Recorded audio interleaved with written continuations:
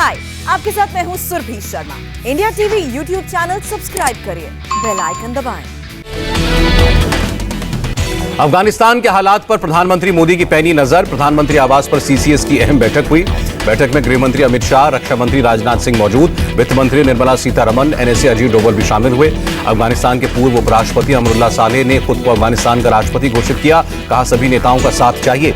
तालिबान के प्रवक्ता मुजाहिद का बयान, सभी विदेशी दूतावास सुरक्षित रहेंगे। कहा, अफगानिस्तान में हालात सामान्य हो रहे हैं। मुजाहिद ने कहा, तालिबान किसी से दुश्मनी नहीं चाहता, हमने सबको माफ किया है।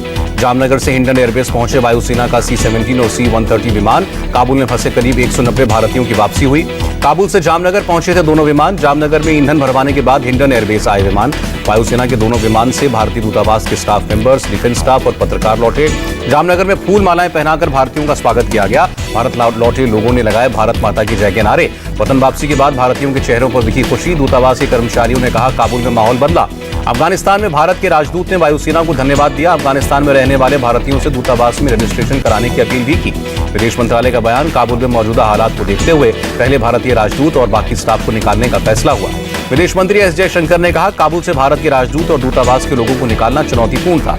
अफगानिस्तान में फंसे भारतीयों को पूरी तरह सुरक्षित जगह पर रखा गया। सूत्रों के मुताबिक 1-2 दिनों में वापस लाया जाएगा। गृह मंत्रालय ने भारत आने के इच्छुक अफगानिस्तान के लोगों के लिए नई कैटेगरी का वीजा शुरू किया।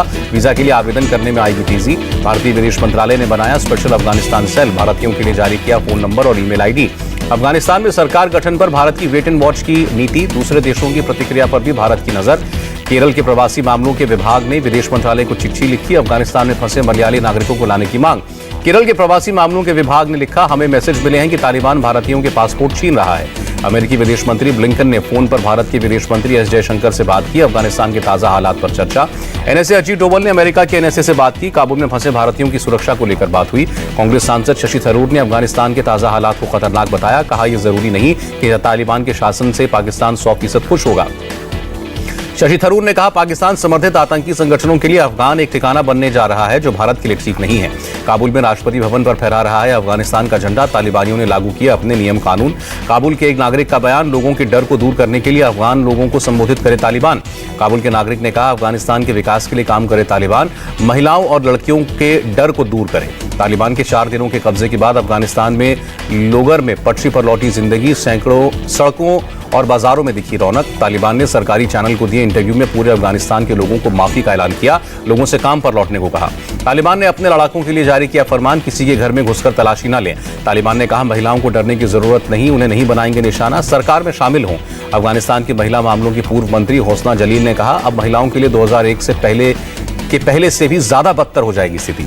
सोमवार की अराजकता के बाद आखिरकार ऑपरेशन के लिए खुला काबुल एयरपोर्ट। अमेरिकी सेना के मुताबिक पहले C-17 विमान ने लैंडिंग की। काबुल से दहशत में लोगों का भागना जारी। अमेरिका के C-17 विमान में 640 लोग अफगानिस्तान से रवाना हुए।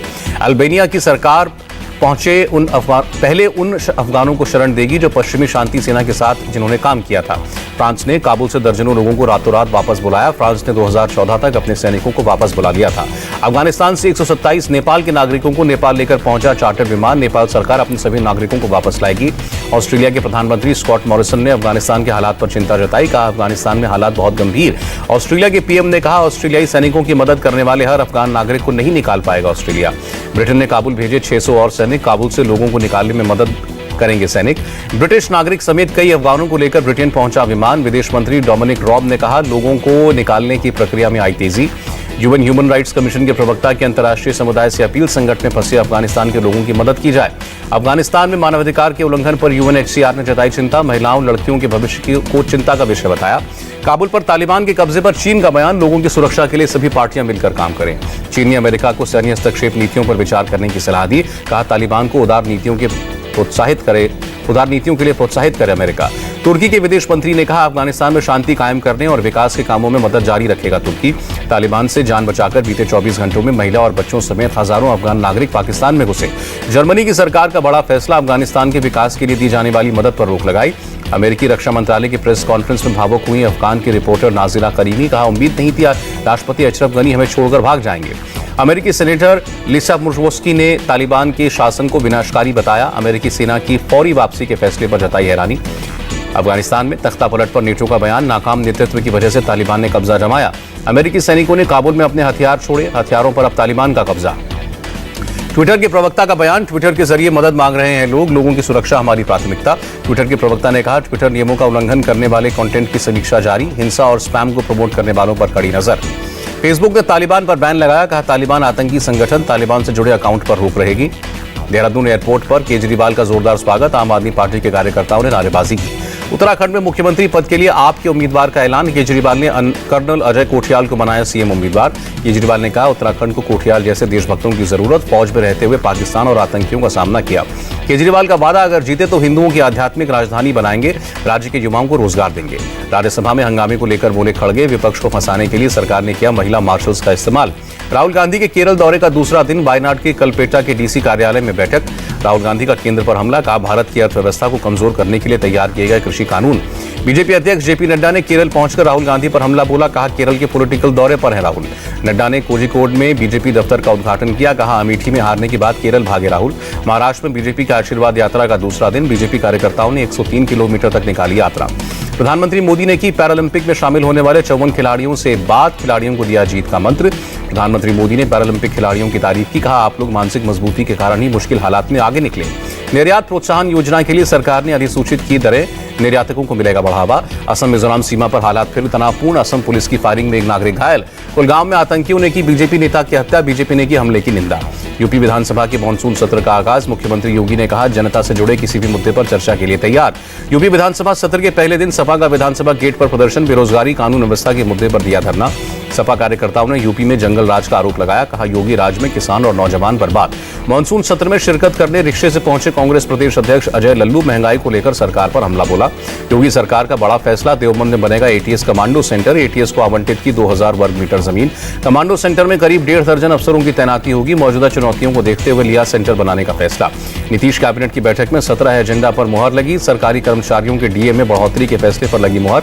बिहार में सीएम नीतीश कुमार ने खगड़िया और भागलपुर में बाढ़ से प्रभावित इलाकों का हवाई सर्वे किया। किन्नौर में 3 और लापता लोगों के शव मिले, मरने वालों की संख्या पहुंची 28। एनआईए ने कन्नूर से 2 महिलाओं को गिरफ्तार किया, सोशल मीडिया के जरिए करती थी आईएसआईएस का समर्थन। नॉर्थ 24 परगना में बीएसएफ ने घुसपैठियों की कोशिशें नाकाम की, 2 बच्चों समेत 9 बांग्लादेशी पकड़े गए। केरल हाईकोर्ट का बड़ा फैसला, सबरीमाला मंदिर में दर्शन के लिए पिता के साथ जा सकती है 9 साल की बच्ची। झारखंड में चुनाव आयोग की वेबसाइट को हैक कर बनाए गए वोटर आईडी कार्ड, पुलिस ने आरोपी को गिरफ्तार किया। स्वास्थ्य मंत्री मनसुख मांडविया ने कोरोना की स्थिति पर की समीक्षा बैठक, उत्तर पूर्वी राज्यों के स्वास्थ्य मंत्री और अधिकारी शामिल रहे। उत्तर पूर्वी राज्यों को कोविड राहत पैकेज दिए जाएंगे, 1300 करोड़ रुपए, स्वास्थ्य मंत्री ने किया ऐलान। देश में कोरोना के केसेस में कमी, पिछले 24 घंटे में 25,166 नए मामले, रिकवरी रेट 57% से ज्यादा। कर्नाटक में कोरोना के 1,298 नए मामले, 32 लोगों की मौत। महाराष्ट्र में कोरोना के 4,408 नए मामले, 24 घंटे में 116 मौतें। दिल्ली में 38 नए केस आए, 24 घंटे में 4 मौतें हुई। यूपी में कोरोना के 27 नए केस, 24 घंटे में 1 कोरोना मरीज की जान गई। न्यूजीलैंड में फिर कोरोना की दस्तक, 6 महीने बाद पहला मामला आया, पूरे देश में लॉकडाउन। पाकिस्तान में एक बार फिर तोड़ी गई महाराजा रणजीत सिंह की प्रतिमा, मूर्ति तोड़ने वाला गिरफ्तार।